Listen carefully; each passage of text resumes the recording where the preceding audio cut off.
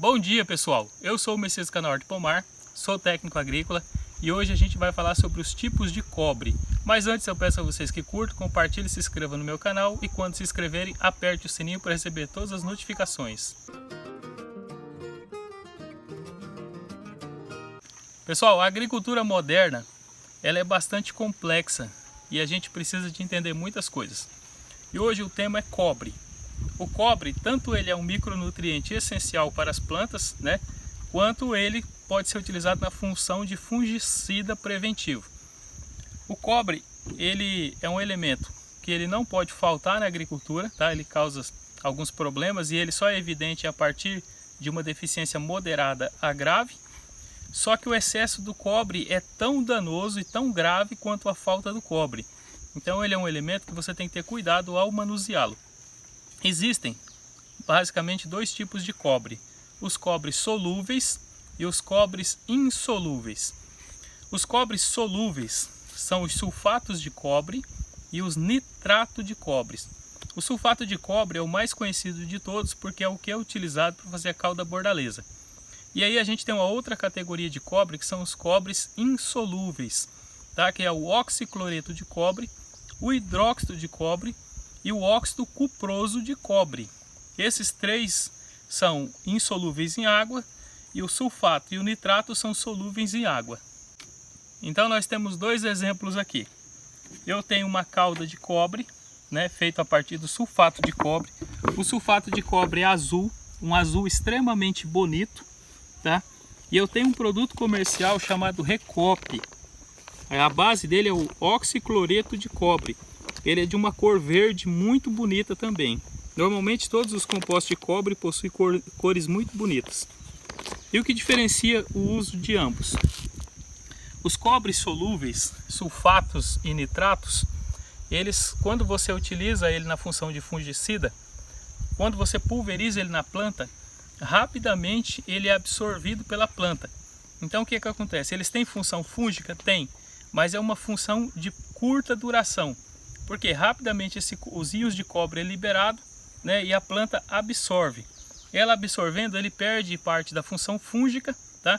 E o uso repetido, né, contínuo, o uso continuado de cobres solúveis, né, principalmente o caso do sulfato aqui na função de calda bordaleza, ele pode causar um excesso de cobre na planta, que vai ser um problema grave que se vai manifestar no futuro. Então o uso da calda bordaleza, apesar de ser aceito na agricultura orgânica, ele tem que ser um uso moderado, tá? Com cautela, porque ele é absorvido pela planta, então isso pode causar toxicidade, o seu uso em excesso. Tá. O oxicloreto, um dos cobres insolúveis, né, que é o caso do Recop, ele é um cobre que se diz não dissolve em água, né? Ele não é solúvel, ou seja, ele não é absorvido pela planta. Ele é o que apresenta, esses cobres, né? O hidróxido, o oxicloreto e o óxido cuproso são os que apresentam melhor resultado como fungicida. Porque quando você passa ele na planta, ele faz uma manta física de proteção.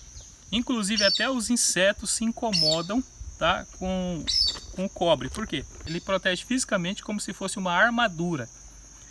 E outra coisa, eles não são absorvidos. Quase nada dele é absorvido. Então, assim que você passa, ele faz uma camada física e não só isso, ele libera íons de cobre que prejudica a reprodução dos fungos. Então ele tem uma função melhor. Uma outra vantagem muito interessante dos cobres inorgânicos é o fato deles dificilmente serem lavados com chuva. Como eles não são solúveis em água, então chove e eles não são lavados. Essa é uma vantagem importantíssima para o período das chuvas. O cobre solúvel, né? No caso aqui o sulfato de cobre, que você compõe a calda bordaleza, além dele ser absorvido pela folha, ele também é lavado pela chuva.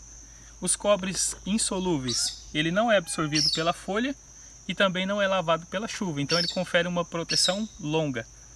A única desvantagem para ambos aqui é que as partes novas da planta que cresce, elas óbvio que vão ficar desprotegidas, porque aquela armadura de cobre ela vai proteger o que já existia no momento que você passou o cobre. Então passando este momento, né, o que soltar de broto novo está fora da proteção. Por isso que normalmente no período da chuva aí você pode fazer uma pulverização de recópia aí a cada 15 dias, né? Porque essa planta cresce, então essa nova aplicação compensa esse novo crescimento. Tá? A cauda bordaleza, devido a essa dificuldade aí, então se você ficar passando a cada 15 dias, a planta pode fazer um acúmulo. Pessoal, temos a visita dos tucanos hoje aqui, então participando do vídeo, tá? Então, pessoal, na utilização do cobre, você deve levar em consideração. E utilizar, mas eu quero usar a cauda bordaleza para fornecer, principalmente na função de fornecer o cobre como micronutriente. Tá, então você use, mas use de forma moderada, né? Passando aí 3 vezes aí no período chuvoso, durante todo o período chuvoso, uma cauda bordaleza. E no mais, a utilização de um recope, porque as funções deles acabam sendo diferentes. O cobre insolúvel sempre vai ter uma função melhor como fungicida. Pessoal, espero que vocês tenham gostado do vídeo, seja de grande proveito, curtam, compartilhem, se inscrevam no meu canal. Fiquem com Deus e até o próximo vídeo.